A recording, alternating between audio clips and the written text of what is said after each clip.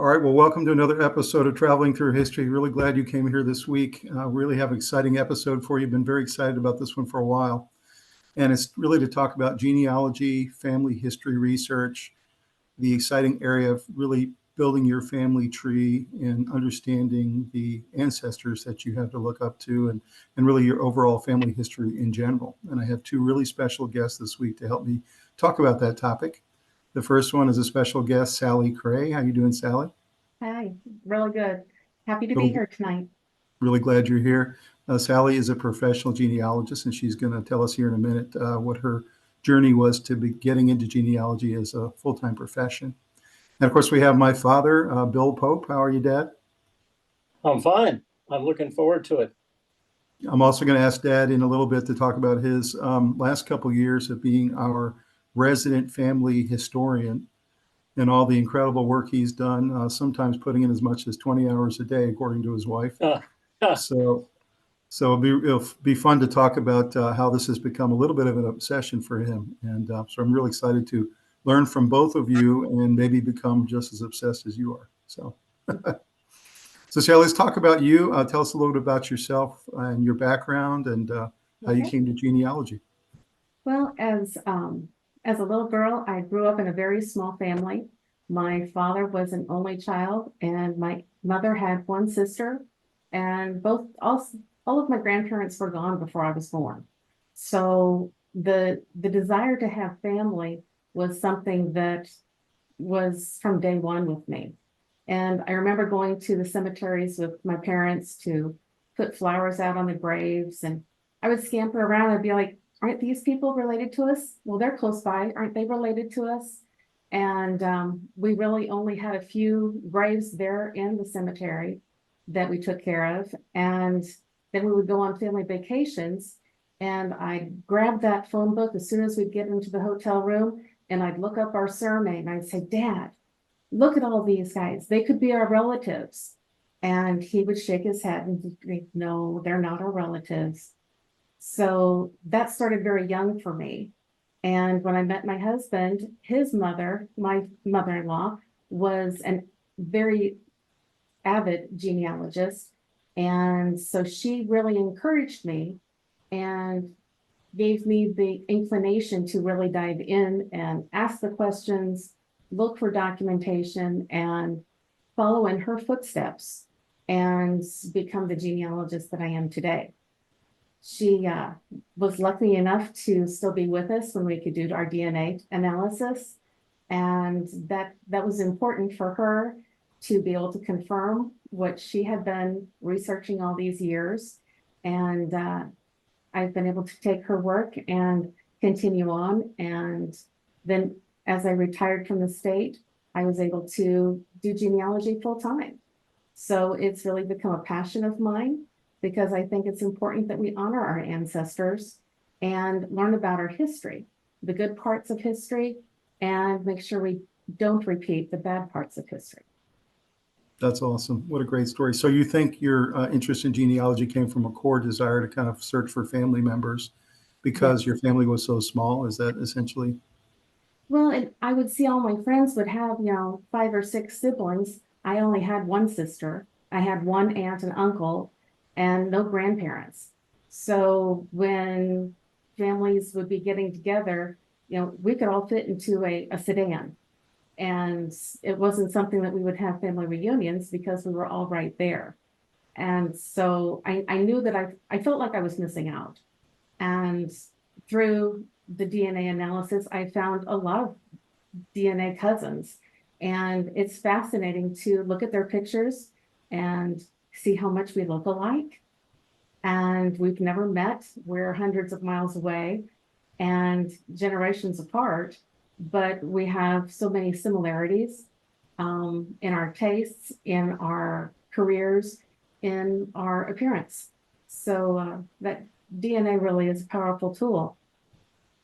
That's great. So if people want to get in touch with you, how would they get in touch with you? Just on your website is the best way? I think my website is the best way. I'm also on Facebook. And if they have questions, how to get started, we'll hit that tonight pretty hard. Um, Working through their challenges, their brick walls, um, It always seems like when you're down that rabbit hole and you come to the end, you wonder what the next steps are. And I've been doing genealogy now for over 20 years, and I found some creative ways to get through and over those brick walls to find out that next generation that you're looking for. That's great. And do you have a specialty, or are you a generalist? I would say I'm more of a generalist. I'm located in the middle of the country in Illinois, and I have connections throughout the country, and the internet and email, phone calls. You can reach any place you really need to reach that will be able to give you a copy of the record that you're looking for. And there's so many tools available to genealogists now that you don't have to be on site all the time. It's fun to be on site and to walk in the footsteps of our ancestors, but it's not necessarily something that you have to do to accomplish your goal. And sometimes you find a new goal along the way in a new place that you want to visit. Very good. Well, I'm so glad you're here tonight to help guide us through this topic. Mhm. Let's go to my dad. Dad, let's talk about you. And I know you and Rebecca did a bunch of work as that next generation taking over from the older generation. They'd done a bunch of work ahead of that. But tell us a little bit about when your interest in genealogy started and your journey to becoming the family historian. Well, I was born and grew up in Virginia. The family had come from England quite far back, long before independence. And my Aunt Alice was in the DAR and wanted me to be in all of those organizations. So I sort of grew up with that, and was always interested in history, independent of my own family background, and would go to Civil War battle sites and things like that as well. I was in the U.S. Foreign Service, and I was overseas part of the time and stationed in Washington part of the time, and overseas. And this was Sally mentioned internet and that kind of thing. And this was pre-internet days mostly, and it was just really impossible to do any kind of work like that overseas. And there was one little period when I was back when I did a little bit with my sister Rebecca, but mostly it's been just in the last years because of COVID. And I was living in Florida at the time. I now live in North Carolina, but I was living in Florida, and I was really overprogrammed, and all of my activities came to a screeching halt. And I was just basically there thinking, so what do I do now? And I remember that I had a huge amount of information from my father and grandfather who had been doing genealogy way back as far as 80 years ago. And they did it. They did it the old school way, right? I mean, they did it the old school way. Death records. Yes, there was no internet, and they were writing letters to a genealogist in England, and it would take 3 weeks to get there, and then they'd research for a month, and then 3 more weeks to get back. It was really tedious, and the amount they accomplished in the old school way was really amazing. There was so much material. Similarly, my maternal grandfather, my mother's father, was interested, and in retirement, he had my mother driving him all over the state of Virginia to courthouses and churches and things, accumulating information on that family. And he got so much information that he wrote a couple of books, and one of which is the history of the family, Norford, N-O-R-F-O-R-D, Norford family history. Mm-hmm. And one of the things that I really treasure, in addition to the information in the book, is the fact that he was able to find and preserve a lot of photos that otherwise would be gone. Photos of so many family members. It's hard to see, but so many family members those photos would be gone. And he really was brilliant in what he was doing, given the time he was working. And so I had all of this material from both sides. And I was extremely fortunate to be able to start from a pretty advanced position and not from nothing. And I was able, when I decided to try to set up a tree and get started, I looked at the different ones and I liked Ancestry.com, their tree. And so I set it up and I used the information for the two sides of the tree that the two grandfathers and my father had put together. So I had a big head start on it. Mhm. And I got so interested in it. It was so much fun that even after we moved to North Carolina and after the pandemic was pretty much past, I still have been very intensively working on it. Mhm. Yeah. Were you intimidated by Ancestry.com at first, or was it pretty easy to use? Well, it was too easy to use, as Sally knows. It was too easy to use, and I was completely untrained. I had no idea at all what I was doing.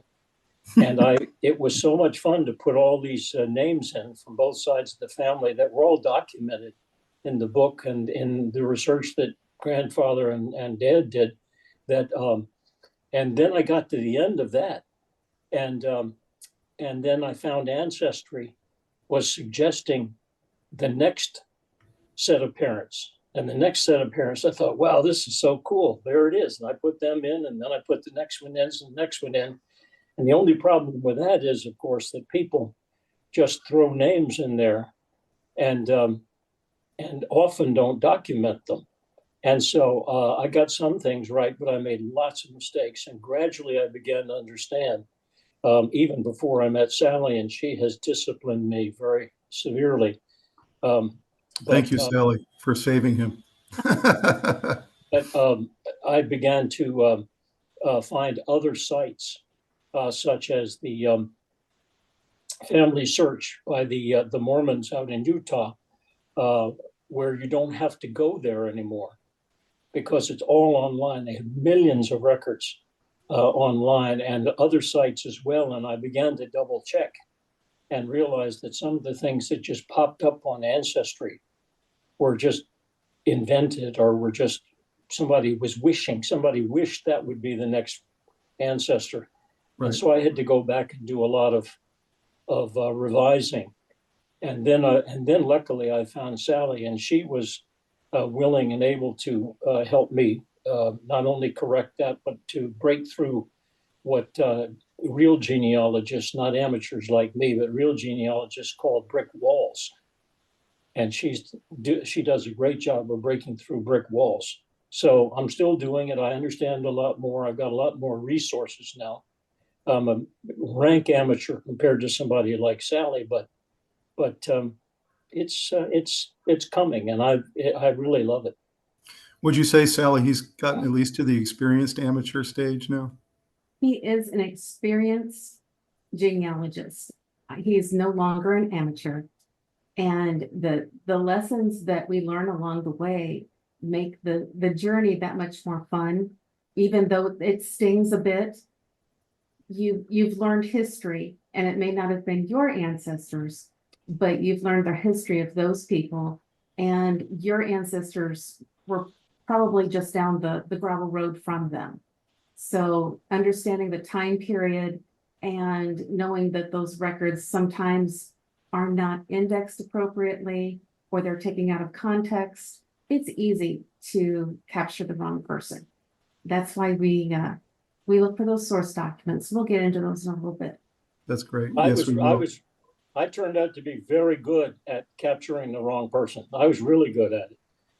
And I had to take quite a few people out of the tree with Sally's help. But the thing that was really amazing to me is that I like you, I've always loved history. And you talk about going down rabbit holes. I would find an ancestor who was killed in the Battle of such and such in Scotland, for example. And it was not one of the major battles. It was a battle I'd never heard of. And so I put the whole thing aside and I'm reading for a couple of hours about this battle. And then I find some other aspect of the battle, some other person who might be an ancestor. And then I'm studying him to see whether he was an ancestor. So one thing leads to another, and it takes me about, 5 rabbit holes off the original one. But I've learned so much. I was just this evening watching a Smithsonian lecture on the Wars of the Roses. And the Wars of the Roses is so complicated and so Byzantine. But I knew all about all of those people only because in the last couple of years I've been reading about them. And so it was, Cool. it's very cool. It's very stimulating. Can you tell his passion, Sally? Absolutely. He loves his history. That's And great. he And I'll should. tell one little anecdote. Not only is he the family historian, but he now delights us every week with a big summary write-up of a new ancestor of ours, or sometimes multiple ancestors, some of the craziest people you could ever imagine, and some of the things they went through back in the Middle Ages. I just cannot believe, with heads being chopped off and all the things that happened back then. And so we always enjoy his ancestry summaries he sends out to the family. And some tough women. Mm-hmm. No There have been question some about it. very, very tough women in his family. So before we go into the presentation, Sally, do you have any kind of quick anecdotes of maybe, some of the more fun clients you've worked with and some of the tougher cases you've had to crack? Well, I think the case that connected me with your dad, Bill, is one that I did for a friend that was living in Florida at the time. He and I grew up together in Iowa, and he was just a couple years older than I am, and he was abandoned in a car as a newborn infant. And as a foundling, they stopped the railroad, they halted all the highway traffic, trying to find the mother that had abandoned this baby. And long story short, they were never able to find the parents, and he was adopted and raised, and we had always stayed friends. And when he was down living in Florida, I explained to him that I was now doing genealogy and was fairly adept at working on someone's DNA to find their biological family. And so I convinced him to take a DNA test. And with that DNA test, when his results at ancestry.com came through, that very morning, he had invited me to his results. So there was an email sent to Florida for him to see his DNA matches, an email sent to Illinois for me to see his DNA matches, and his half-brother in California received the same email because he was an instant match. Wow. So my friend was instantly connected with a biological half-brother. And so that was written up in a newspaper article in Florida. And I think that's how your dad found me, was that he saw my name written in that article. Oh, So yes. it's those kind of stories that really make genealogy impactful, because some folks don't know what they were even missing out on. And this gentleman in California had no idea that he had a half-brother. Well, it sounds like this podcast is a stepping stone for you, but you need to have like a reality show on History Channel or something Yeah. where you connect people with their ancestors they don't know about, or their family members. So if Yeah. somebody else finds himself in that situation, you think you'd be able to help steer them in the right direction? Yes. There's a lot of groups on Facebook. The Search Angels, they will help people find their biological relatives. I've done it for quite a few people, and it's one of the more impactful things that I feel like I can do. I always like to joke and say that I use my powers for good, but when you're connecting family to each other, or trying to solve mysteries as to when someone does their DNA and they find out that they're not their parents' child, or Right. their siblings' true sibling, it is a significant earth-shattering thing to their lives. And to be able to provide them the truth, I hope I can find them some peace along with that too. I've seen I some of can- those I reunions. can intervene for a second, Tom. Mhm. That Sally did that for me. not for me personally, but I was contacted by a woman who I think is more your generation, a generation down from me, who said, I saw on 23andMe that we have my great great grandfather was your great grandfather. I was adopted and I had no idea. I knew who my mother was, but she never spoke. And I had no idea who my father was.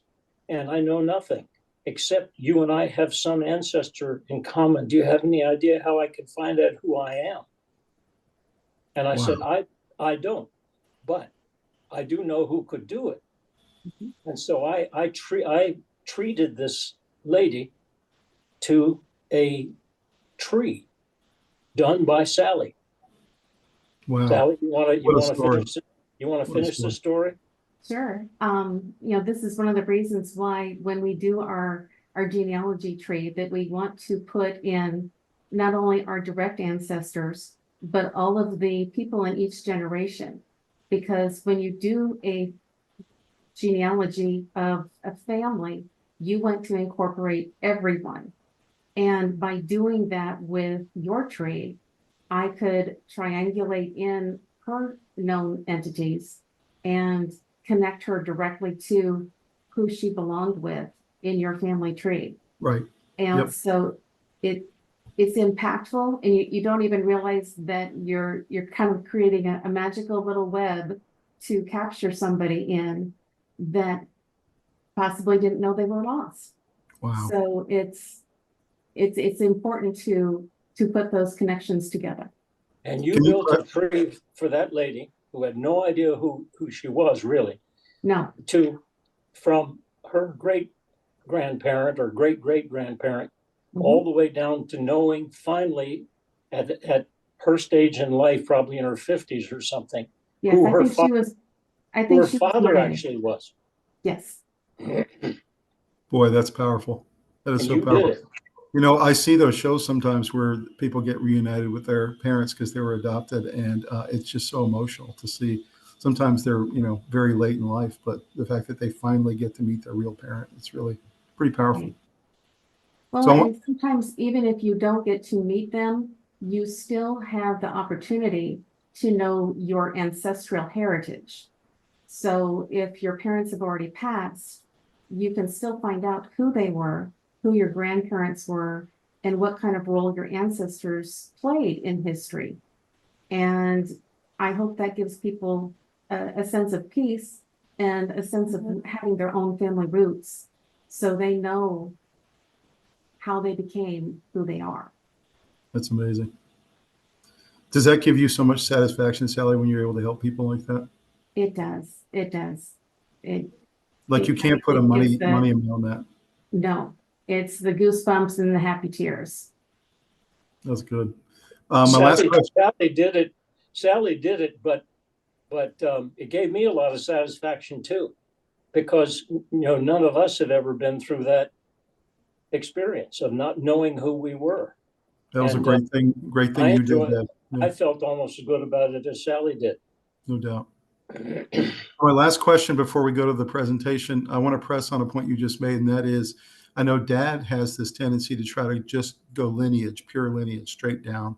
Mhm. And you've been trying to teach him to broaden out the tree and look at the brothers and the sisters and the aunts and the uncles and the second cousins. Can you talk a little bit about that and why it's so important to fill out your tree? Well, when you fill out your tree, you are, I call it colorizing a generation. So your father or your mother may be in this generation, but you don't know, you may know exactly what they did, but it's also important to know what their brothers and sisters did. Much like your grandparents, you want to know what their brothers and sisters did.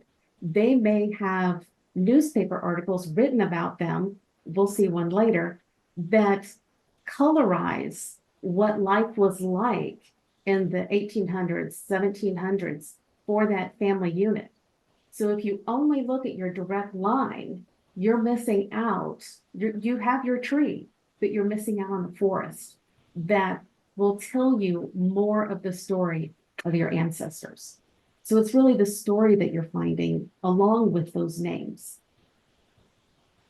So Really that's good point. important. Really good point. So, Dad, have you started to broaden out a little bit like that? And she's convinced me. We're keeping the tree intact, the large public tree intact, and she has authority to add as many relatives as she can find. But that's the way that you find the interesting things about your families. Well, Sally, if you're looking for an experienced apprentice, you know where to find him. He's in Asheville, North Carolina. So, I do know where to find them. experienced apprentice. Well, let's take a look at the presentation, guys. We'll get into it and we'll talk about each of the slides. All right, so this episode is Building Your Family History, Genealogical Research and Ancestry.com with Sally Cray and William Pope.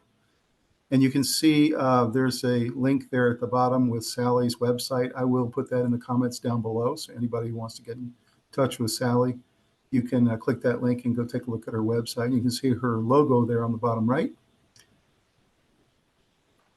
So what is genealogy? It's from the ancient Greek word genealogia, which is the making of pedigree or the study of families or family history or tracing of lineages. You can see a really beautiful picture there on the right of the family tree of Louis III, who was Duke of Württemberg in 1568 through 1593. I found this particularly beautiful, and I was amazed to see the amount of detail that they took to not only build the right tree all the way up through the great-great-great-great-great-grandparents, but just the incredible ornate detail. And I found it surprising, Dad, you had already seen this before, this beautiful poster of this family tree. It's an unusually beautiful one. It really is. So genealogists use oral interviews, historical records, genetic analysis, genealogical websites, and other records to obtain information about family and to demonstrate kinship and pedigrees of its members. The results are often displayed in charts or written as narratives, or as my dad just said, you can also put it in new online tools like Ancestry.com. The field of family history is broader than genealogy and covers not just lineage, but also family and community history and biography. So it's really a very rich field that Sally is in. Anything else you guys would mention here about just the general study of genealogy? Well, I would say that we may not be able to create something quite as beautiful as Louis III's tree, but we are able to do quite extensive trees. If anyone's ever seen Finding Your Roots, at the end of those episodes, they will roll out a sometimes wall-size chart of those people's ancestors. So there are companies that can do the same thing, maybe quite not as ornate as Louis, but if you're a duke, you could probably get one just as pretty. That's great. Yeah, Dad, maybe you need to make some wall room for the Pope family tree. We'll get it printed out. Yeah, I can't put anything more on the walls, or I'll have to come live with you. Okay. All right, so what is a family tree? I found this very interesting. I was talking to Sally about this yesterday, that the record of a genealogical work may be presented as genealogy or family history or a family tree. And in the narrow sense of the word, genealogy or family tree traces descendants of one person downwards. In other words, one person and their descendants, whereas family history traces that one person and their ancestors. So it's really the combination of their family history and their family tree that shows the entire picture. And these terms are often used interchangeably. And I don't know, Sally, if you see in the industry, people do mix these two terms up quite a bit. But I think they're mostly interchangeable. It depends if when someone's speaking of a tree, they are usually thinking of the direct line and how that would possibly play out for them. You have an image there on the side with all of those wonderful antique pictures. To me, that would be representative of a family history, because all of those folks wouldn't be in the same generations that would make the actual tree. Right. So the tree would be the direct line where the family history would be, again, everyone that's in a generation or two. That's a really good point. And also, you say I have a reference here. Family history also includes more than just the tree. It has biographical information, traditions, might have locations. So there's lots of things that go into the family history. Mhm. So very good point. So pursuit of family history and origins tends to be shaped by several motives. Sometimes the desire to carve out a place for one's family in the larger historical picture, or a sense of responsibility to preserve the past for future generations, or sometimes just the self-satisfaction of accurate storytelling. Genealogical research is also performed for scholarly or forensic purposes, or to trace next of kin situations to abide by the laws of inheritance. And I'm sure, Sally, you could probably add to this list of other reasons why people pursue their family histories. Well, the forensic purposes, I think, is very important. We're in a day where we've got the technology to use our DNA to solve significant crimes. And I think, like I said before, using your powers for good. If my DNA could help someone solve a crime, I would happily take a DNA test and put that in a database to bring closure to anyone that was suffering from those crimes. And another way that genealogy can be used is looking at an antique or a property to then reference for that person that owns the property. Now, what happened on that property? Was it, possibly used for abolition purposes? Was the Underground Railroad something that, if they surveyed out the basement, would they find that they had tunnels used for the Underground Railroad in the property? And so looking at genealogy, not just for the people, but for where they lived, can tell a very fascinating story about a property and that family as well. Really good point. I really enjoy the TV show Cold Case. I don't know if you've ever seen it, but Mhm. they use DNA almost exclusively to look at these cases. Sometimes the cases have been dead for 30 or 40 years, and they're using DNA to really resuscitate and revive and often solve these cases. And it's really fascinating. Mhm. So it's very cool. So let's talk about amateur versus professional genealogists. Of course, the two of you are examples of that. Amateur genealogists typically pursue their own ancestry or that of their spouses and essentially focus mainly on their own families, whereas professional genealogists will conduct research for others, publish books, teach, or produce their own databases in some cases. And they may work for companies or they may work on their own. And they often will either provide software or use software on behalf of their clients to produce materials that those clients may want to take a look at. In the end, though, they're both trying to understand not just when people live, but also their lifestyles, their biographies, their motivations, maybe great things they did in history. Genealogists sometimes specialize in a particular group. An example here would be like Scottish clan, which you see a picture there on the bottom right. Another one would be a particular surname. Maybe there's a surname that they're a particular specialist in. It could be something like a small community or a village that they're a specialist in, or a one place study. Or it could be, in the case of the top picture there, the Salem witch trials group.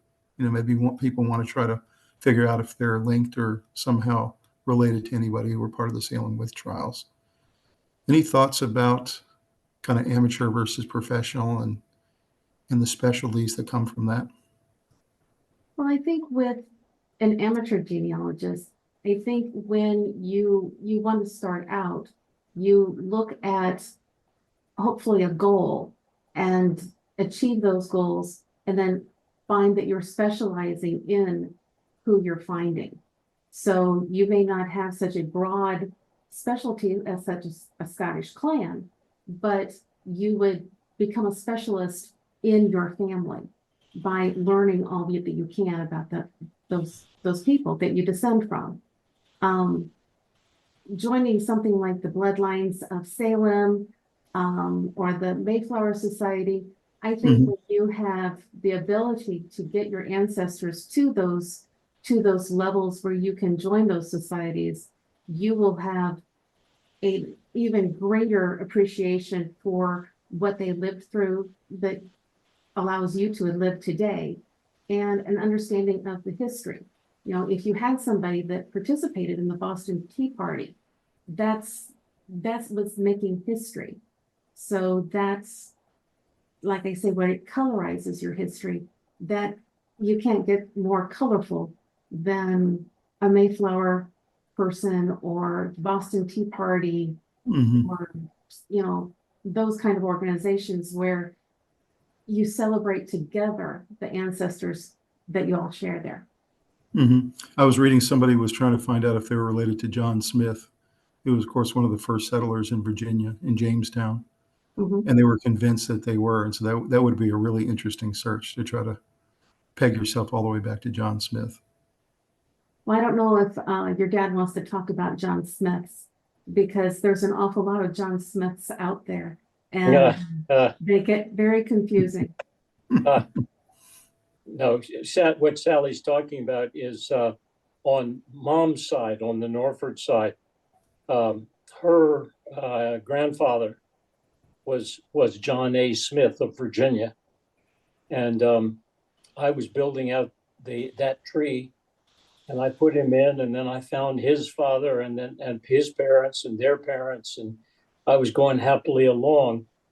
And the only problem is Sally found out that I had the wrong John A. Smith, and Mhm. and she found the right one. And so I had to take a lot of people back out of the tree, and And and that's just an example of what I was talking about earlier, how easy it is to go down the wrong road. And I Right. thought I had checked. The other thing about sometimes, John Smith is such a common name that I would think that if you're trying to exactly. find the John Smith of Jamestown, like Well, how and impossible that would be. you know, that's when you go into the slide that's coming up with all the records. That's where you really start looking at those records hard to ensure that you have the right John A. Smith or whatever name that you're looking for, because you would think that you would have a very unusual name, but chances are there's somebody else out there with it too. And I would think if you had an unusual last name, at least, that would be much easier to search, right? Because it would kind of narrow it down, the search a little bit. Whereas if you have Smith, it's really difficult. But sometimes Uh, you can have such an unusual name that there's very little about you out there. Mhm. One of my grandmothers, it's the favorite name that I have. It's Lady Dowsabel Tempest. Mm. You would think that there would be a lot about Dowsabel Tempest out there, and there's not, because Mm. we're talking medieval times and a woman. Mhm. So you really have to look at the male line there to see who the Tempests were, and she just happens to be Dowsabel. Mm. Yeah, that's a good point. Well, let's talk about the document, Sally. So Okay. these are a list of things I could think of, and Sally kind of rubber stamped that this is most of them. Records and documentation you can look at as an amateur genealogist or a professional. You got your vital records, which include birth records, death records, marriage and divorce records. You can look at adoption records, biographies, census records. You said, Sally, have been really useful sometimes. The Um, census records can be exceptionally useful, and not only do they help delineate the families, and rather than just the individuals oftentimes, but you can look at the comparisons from company to company. So if one of the companies that you're looking at has a poor image of a 1910 census document, you can try another company and see if their copy is clearer. mhm. So there's a lot of different ways to ensure that you can maximize those records. And I assume that genealogists have to wait the 72 years like everybody else. So Yes, maybe we do. you get the 1940 census, then you get the 1950 census 10 years later. Yes. So, so how do you work through that? Is that just a waiting game, or is there any way to speed that up? Well, we got all excited this year because we got the 1950 census. But again, we've got to wait another set of years for the 1960s. So you want to be, that's when you start being creative. And luckily, we're moving forward into more modern times. So a lot of the newspapers are going to give you very similar information to what you were getting in those census forms. There's going to be city directories. There's going to be phone books. There will be high school and college yearbooks. There could be tax documents, property documents, property searches. I believe you've got property records on here somewhere. That property records can tell a wealth of information, not only about the people that owned it, the people that sold it, people that owned it beforehand.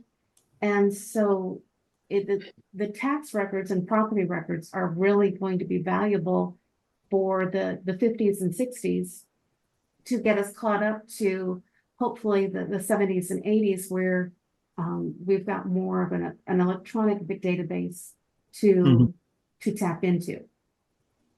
I wanted to mention Thomas, yeah, I just had the census record help on one little point, that several sites had one ancestor with several different birth dates, 1849, 1852, 1855. And the census record had that person 1 year younger than her husband. And the husband was well documented as being born as a certain year. And I was able to figure out which of those several sites was actually correct. So are you saying you're saying the census record was the tiebreaker, essentially?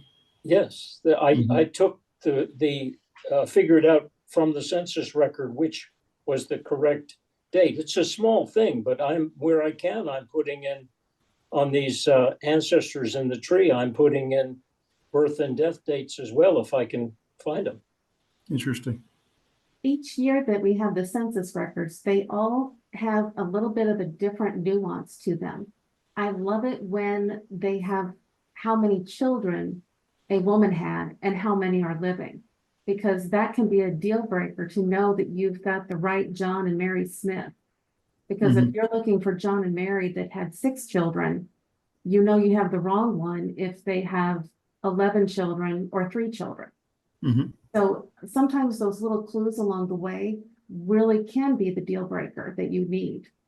What about the church and religious records? I assume that baptism, confirmation, bar mitzvahs, marriage, funerals, Yes. that in some communities, I would assume that are very church-going people, especially back in the 1700s, that these could be really helpful, right? Absolutely. The Quakers were meticulous record keepers.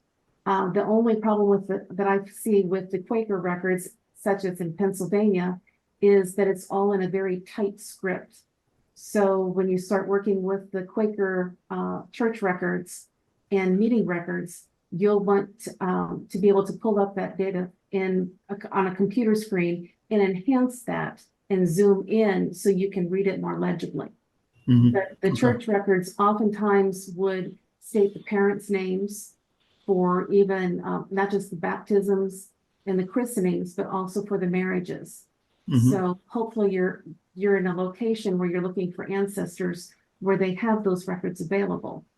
And if they aren't online, you can always reach out to the diocese or the churches in the area and see if they have those old records and they just maybe haven't been made electronic yet. And I assume in the case of baptism, they would have the age of the baby, 6 months, Right. and when their birth date was potentially, and those kinds of things. So Exactly. yeah, Exactly. that's good. And then the other thing, Tom, with church records is I was asking Sally, wouldn't it be difficult to be a genealogist specializing in the South of the United States, because so many of the courthouses were burned during the Civil War. And I was asking Sally, wouldn't churches and churchyards and tombstones and things be a big help in overcoming that lack of records from the courthouses? Well, and those cemeteries can be really good records. And there's a site called Find a Grave that is basically sourced by volunteers that go out to cemeteries and take pictures of the headstones and log in the years that they best they can. And if they have the time or they know the family, they fill in some of the family information on Find a Grave. Wow, So that's interesting. Huh. if those headstones are readily and easily readable, then you've got another source of the data as long as you have the right person. And sadly, sometimes those stones are in such disrepair, whether it be from vandalism, age and erosion, or storm damage, then they're going to be hard to view. But again, that's when you want to look at those people that are buried around that individual to see if they're family members, and it's always good to note them. And so if they're not family members and you're looking for an individual, you know that that person that you found with those surrounding burials is the wrong John Smith, because you've been able to document that John Smith and the wrong wife and the wrong children. Right. So you can move on to the next one. So what about I think Find a Grave, you need to be a little careful on the information in it, and be careful and document it in other ways. Don't just accept it as it is. But what's really useful is the photos of the headstones. And I have, where I didn't have photos of ancestors, I sometimes would put that up on the tree as the photo of the headstone, and sometimes you can even read them. So is Find a Grave kind of becoming like the family search of the funeral and death records, essentially? It's totally volunteer. So there's a lot of volunteers that do 100% great work. There's some volunteers that are too zealous and tend to connect the wrong children to the wrong family, the wrong spouses and such. So again, like Bill said, you want to use that as a source, not the source. Some folks have even gone as far as including the death certificate, as well as pictures of the people when they were living and the picture of the headstone. So in my mind, you've got 3 sources that are corroborating that individual. So you can feel better knowing that there's at least 3 sources to say that that's the right person, rather than a picture of a hard to read headstone. Very cool. Okay. And an assumed burial. So some other ones we should mention here: diaries, personal letters, and family Bibles. I assume that can be really helpful, especially if they're detailed. Absolutely. Right. We mentioned the DNA tests. I know, Dad, that was one of the first things you started with. I think you said you did 3 different services. Yes.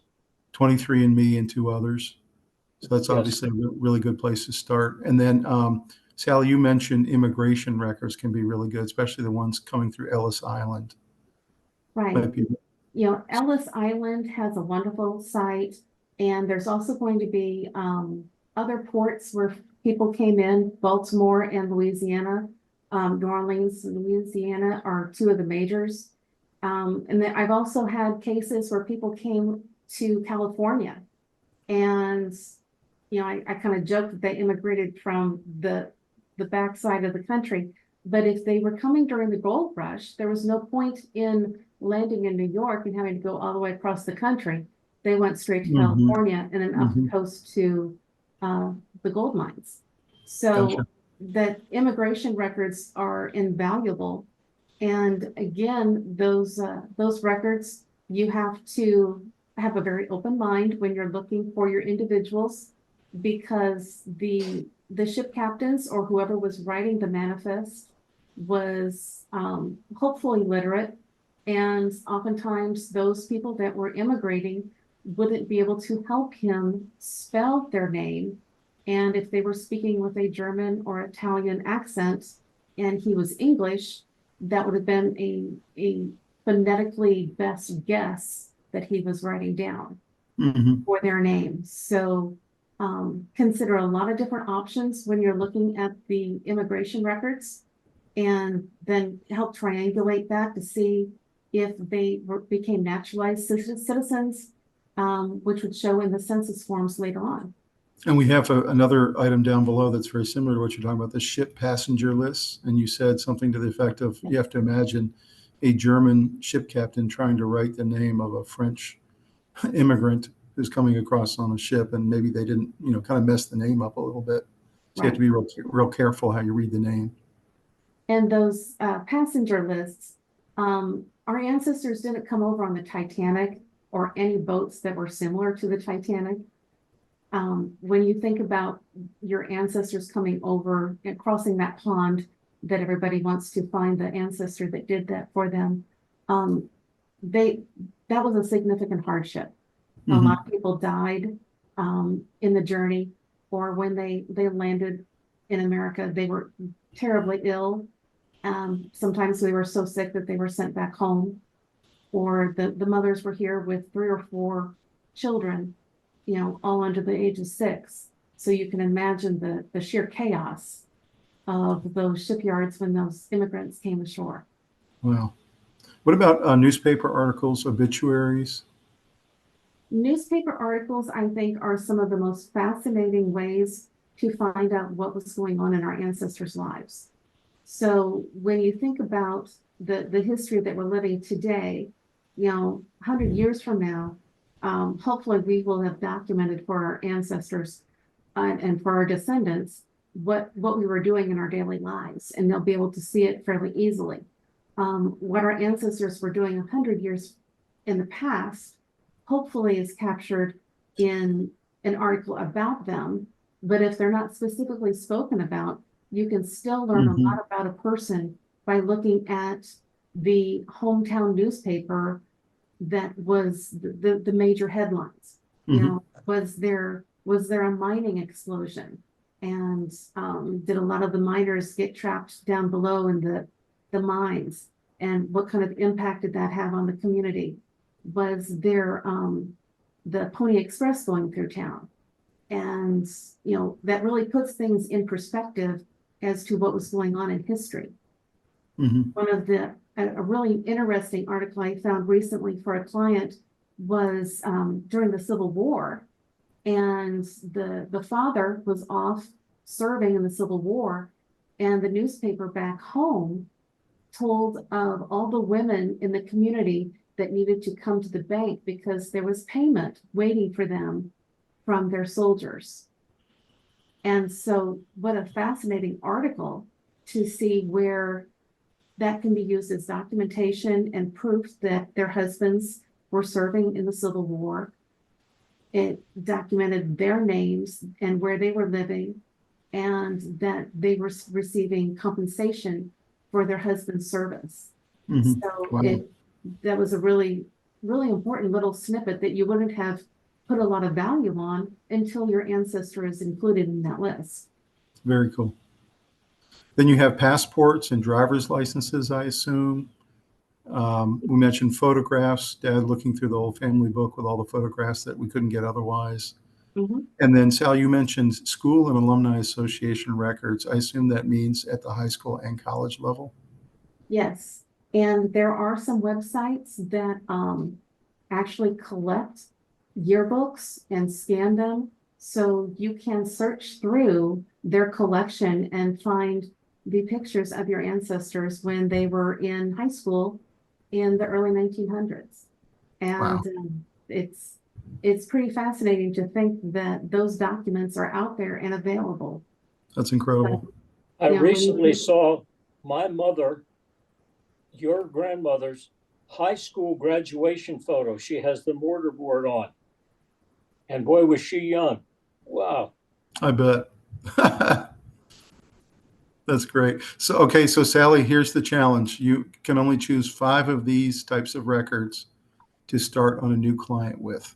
What are going to be the 5 you go for first? I would start with the census records, because in my mind, those give not only the location, but the family group.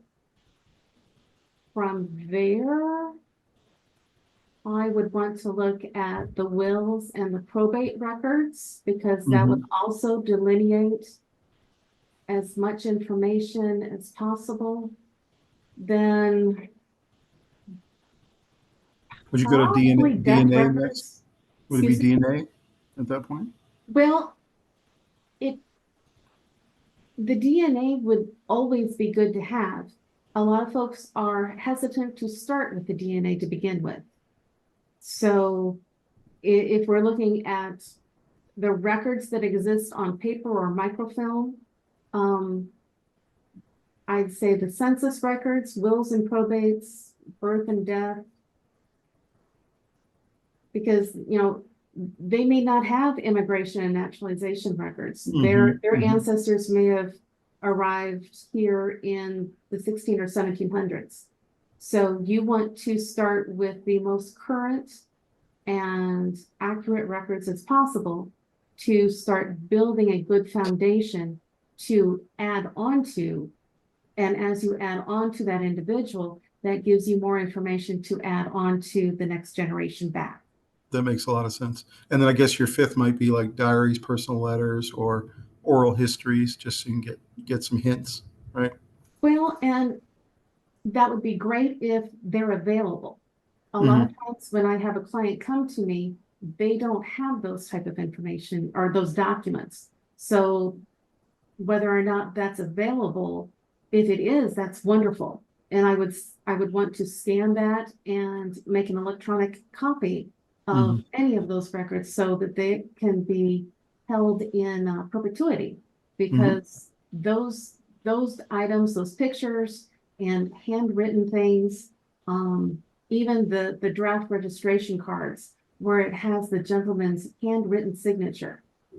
A lot of folks have never seen their ancestors' handwriting before. So those little things that you might take for granted can oftentimes be the most cool. The personal letters, Sally, the personal letters give this color that you're talking about. Yes. My grandfather had at the back of this family book, he had accumulated a bunch of letters from his grandfather who was in the Civil War, and to his wife, and they're in there, and they provide so much color on what a soldier was going through, but also what he's advising his wife. And it adds so much in terms of humanizing somebody you never knew. Exactly. And I assume that goes all the way back even to like the founders, right? Like if you're trying to connect yourself to Thomas Jefferson, of course, he had thousands of personal letters that have been preserved. So yeah, it gives you that extra color. And you might be able to learn a lot. Interesting. So looking at old maps, Sally, you wanted me to insert this and talk a little bit about an old map of Virginia and how this might kind of help give you some clues. This map, when you think about this map being created in 1795, they didn't have any means of looking at the boundaries of our country or the waterways from the air. We didn't have LIDAR. We didn't have aeronautics that we could truly look at the topography of the country, of the state. And when you look at how detailed these maps are, the surveyors and their skill set is just astronomical. So that being said, when you're looking for specific records, whether it be for a state or for a county, know that all of those boundary lines that they have documented so well here in 1795 evolved through the years. So Virginia, the state of Virginia that we know today was not always the same square miles that it was in 1795. Much like as those counties, those evolved, and they started out very large, and they've all been shrunk down because things get parceled out. If you can picture the Louisiana Purchase that ran all the way from Louisiana all the way up to the Canadian border, that used to be, one huge section of land that was considered its own entity. And as the years progressed, states became their own entity, and each state then had to kind of bisect out their counties. And then when you start looking at plat maps, you think about you're starting at the very top, drilling down to that plat map, you can get some of those early plat maps and you'll find the land grant where land was granted to your ancestor for their military service. So land was what really drew a lot of our ancestors to the states, to the country. So looking at maps, knowing the contiguous states, the contiguous counties, and how they get shrunk down to the boundaries that we have now is really a game changer when you're looking for records. It's a really good point, because if you're looking for a county courthouse or some other county type of record, you need to understand where the county used to be, not just where it is today. And we talked Right. about Fairfax County, which is the county we're from, is much smaller than it used to be. It used to be much larger and has shrunk down because of population growth. So you need to understand, is it truly in Fairfax County, the records of your family, or is it really in Fauquier County or somewhere else? Exactly. So you want to look at the year that the boundaries changed and compare that to the year that you're looking for, because the years that you're searching for in your dead end, you might need to go to a contiguous county to find the actual records. Mm-hmm. So that's very important. You did talk about what an amazing job these guys did with no technology at all and mapping out these maps back then. Well, and all pretty the squiggles for the little creeks and the tributaries, and you see the Ohio River over there and the different paths. It's just fascinating to think that they did all of this by walking through the woods and taking copious notes and drawing it out at night by candlelight. That's amazing. Truly amazing. Yeah. So looking at newspaper articles, tell us a little bit about this one. This one was a real game changer for your family. Again, your ancestor, Silence Washburn, was the mother of Daniel Washburn. Now, Daniel would be a great, great, great, great uncle. But as I stress, you need to investigate your aunts and uncles, because here you've got a fascinating article about Daniel. And not only does it talk about his military service, but it talks about his ancestors and how they are descendants from Mayflower passengers, confirming not only that of his mother, Silence, but then also Francis Cook and Thomas Rogers. Mm-hmm. And it really, this article goes on for, I think, 4 full pages as I pulled it off the newspaper for you guys. It colorizes exactly what was going on at that period of time. And it really makes an important discovery for your ancestors to know what they were going through at that time. Specifically at the bottom, you see the Battle of Wyoming. Most classrooms never talk about the Battle of Wyoming, but it was a small battle, but it was incredibly violent. Women and children were abducted and killed. People were killed right on site, and it was a significant raid. And so articles like these that are in the newspapers, I can't stress enough to see what you can find in those newspapers. And it's worth the membership if you need. I really appreciate you finding this one, because it's so fascinating to look at Daniel Washburn, and it talks about he had the lone stone still standing. Yes. In the Gray site in the state of Connecticut. And then it also mentions resting places of Pennsylvania soldiers in the soil of their native state are, alas, unmarked, in a very dramatic way. So just really interesting how they wrote back then. Really gives you a good sense. Sometimes newspaper articles would be so so kind of immaterial. It'd be, you know, if some farmer took apples into town, but it sounds immaterial, but unless you knew that your ancestor was had a significant apple orchard, that's, you know, that's a vital tidbit too. These kind of articles, it's so worth the membership. If you need to have a membership to newspapers.com, newspaperarchives.com, there's Chronicling America through the Library of Congress is free. And a lot of your libraries will allow you to use their computers, and they have memberships to newspapers.com and such. So you can do your research there. Now having this one, membership. now this talked about Daniel Washburn, the descendant of a pilgrim who came over on the Mayflower. Do we know whether it was Jesse or Silas who came over on the Mayflower? It was their ancestors that came over on the Mayflower. So Francis Silas was Cook born and here. Thomas Rogers. Ah, okay. Gotcha. Good to You know. have to read the whole article, Tom. Yes, I will. Very interesting.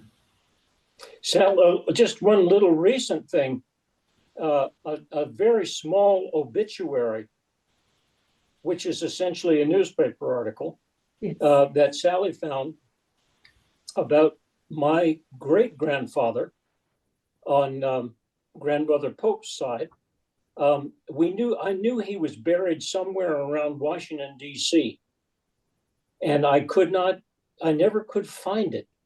And I had the wrong place in mind, and I kept looking. And Sally found this obituary, and it said which cemetery he's buried in.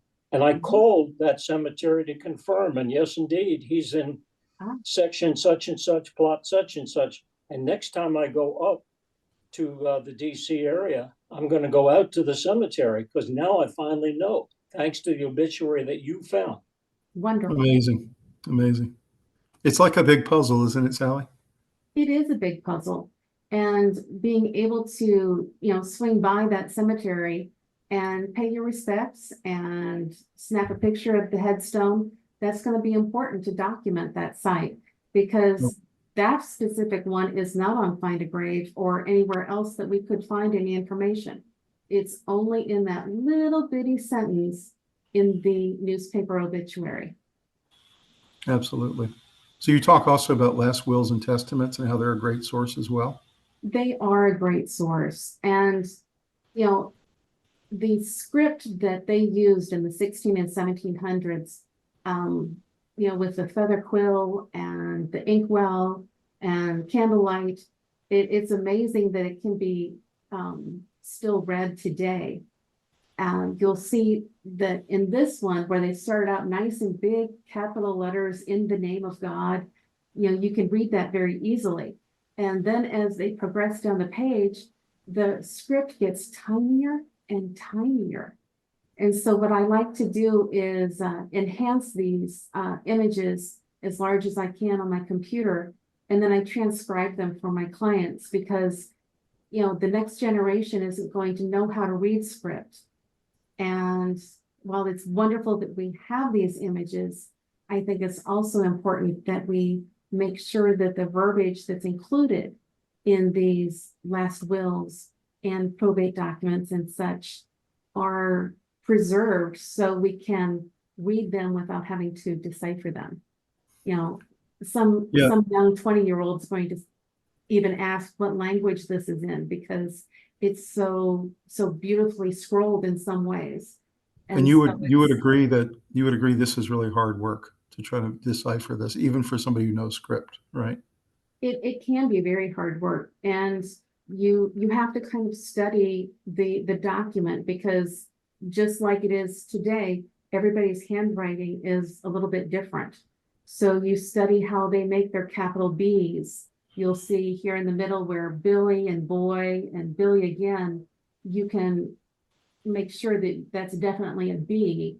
So as you start going through the document, you become accustomed to the script that they use.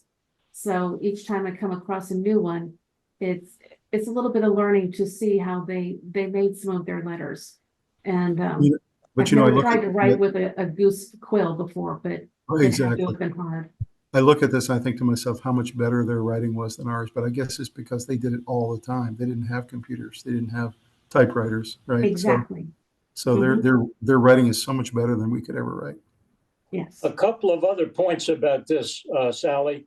One is it does provide, as you say, more context and background absolutely. because you can get an idea of whether somebody was rather prosperous if he leaves acres of land and lots of equipment and money and things like that to his family.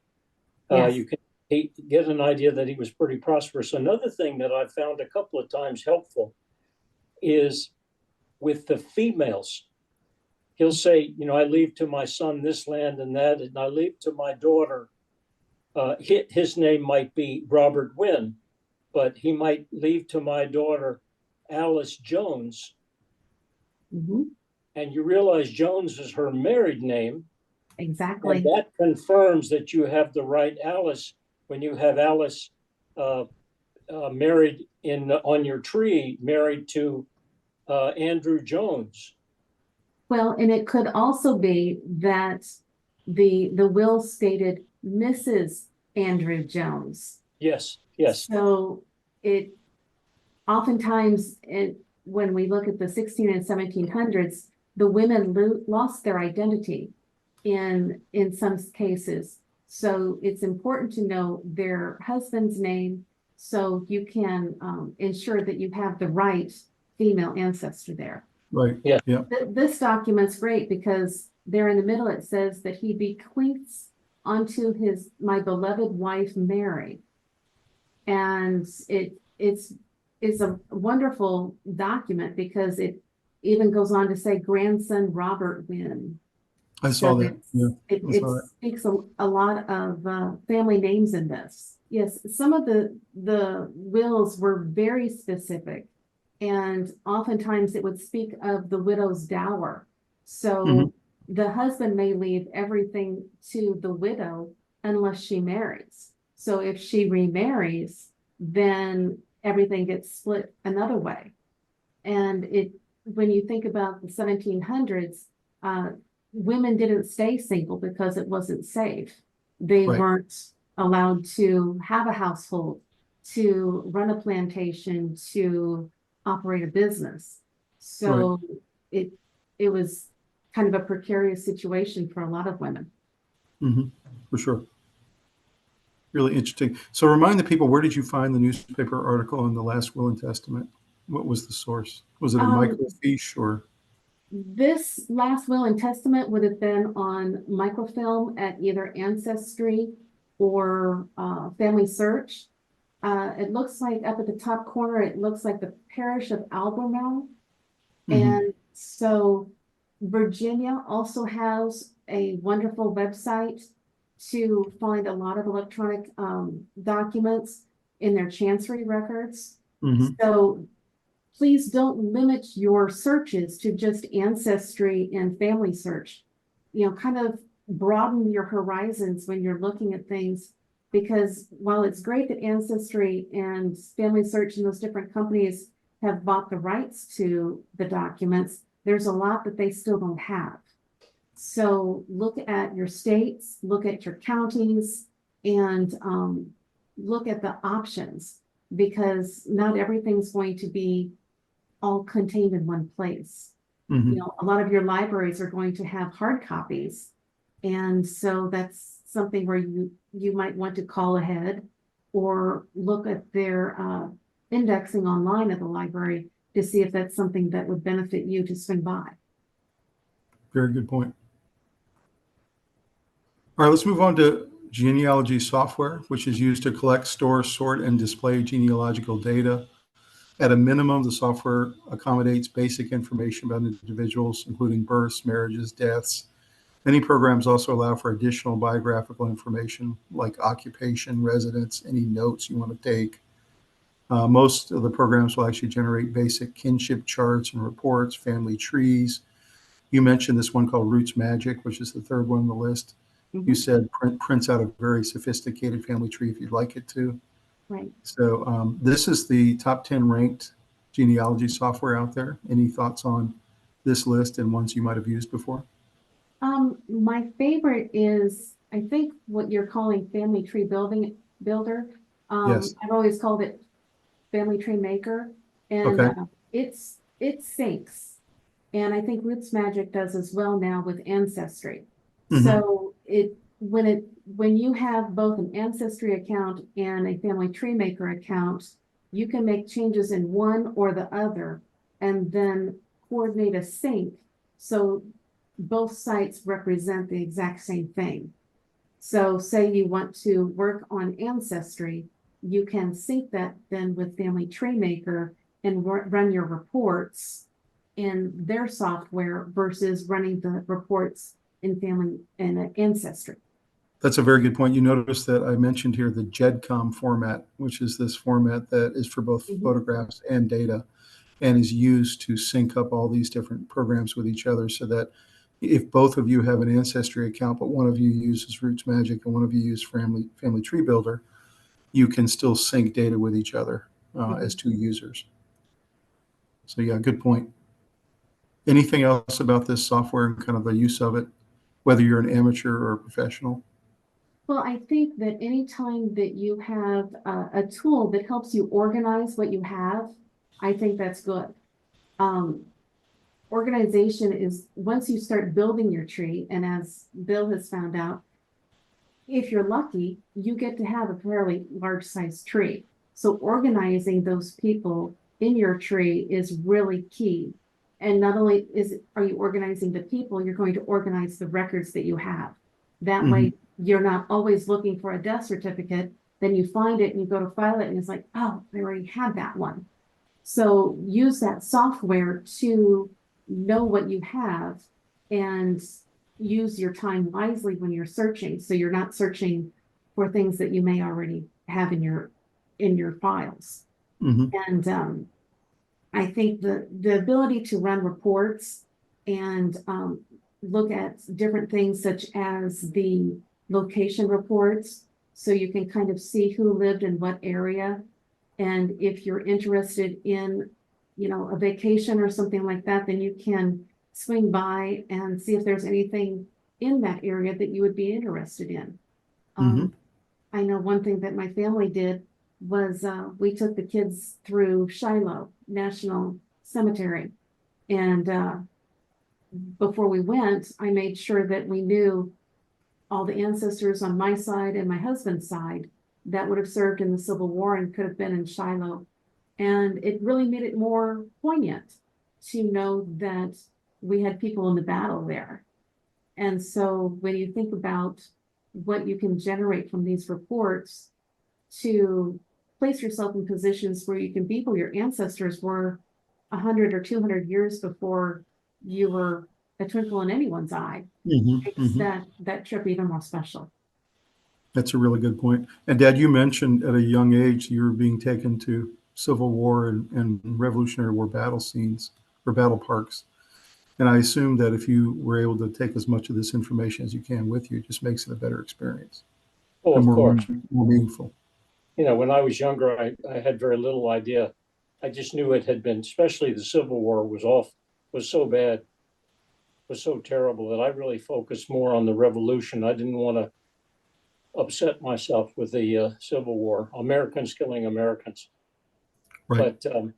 But it's crucial. I wanted to ask Sally. Sally, in just a few words, could you say, when you talk about running a report, what does that mean? What report are you running? Well, when you have, it's very techy. I tend to be a bit of a nerd when it comes to technology. So when you're running a report, you are using that software to, it selects what fields that you want to pull off the database, and then it generates a printout of the fields that you've selected. So you could, say you want to list all of your ancestors with their birthdays and days of death. So you could run a report so you can see, who was born in April or who might have had a birthday that's the same as yours, for something as simple as that. Okay. Or you could do it for a location. So you want to know who lived in Virginia or who lived in Iowa, that kind of thing. So Got the it. reports give you a method Or- of manipulating the data. Ah, Or could okay. could you run a report for like a target? Like, let's say, Dad, it was Gramps Norford and everybody below him, that kind of thing. Absolutely. You could, okay. So Mhm. that's the thing, Dad. You could target a group of people. Like if we were going to the Norford reunion, we could start at Gramps Norford and run a report for everybody below Yeah. him in his tree. I got it now. Interesting. That's cool that the software has that kind of capability these days.